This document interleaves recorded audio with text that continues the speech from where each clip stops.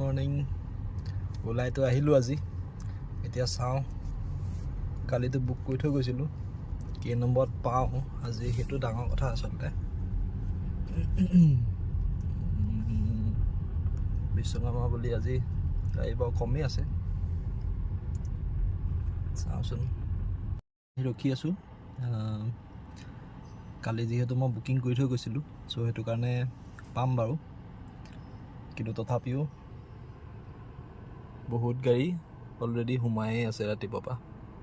চ' মই ছাইডতে ৰখি আছোঁ, আৰু হ'লে মোক দাদাই মাতি দিম কৈছে, ত' সেইটো কাৰণে গাড়ীৰ ভিতৰতে ৰখি দিছোঁ আৰু অকণমান দেৰি হ'ব বুলি জানিয়ে মই আচলতে ধুনীয়াকৈ ব্ৰেকফাষ্ট কৰি আহিছিলোঁ।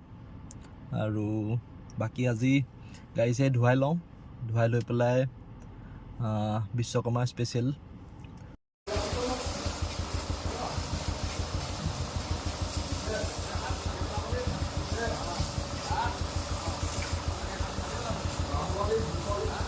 ধুনীয়াকৈ গাড়ীখন ধুৱাই ল'লোঁ।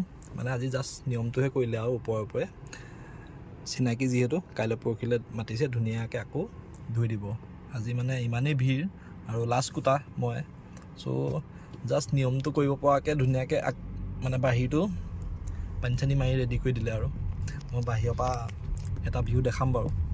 বৰ্তমান অকণমান গাড়ীখন যিহেতু ধুৱাই লৈ আনিছোঁ, চ' সেইটো কাৰণে এপাক ধুনীয়াকৈ আমাৰ 4 লেনত চলাই চাওঁ বলক।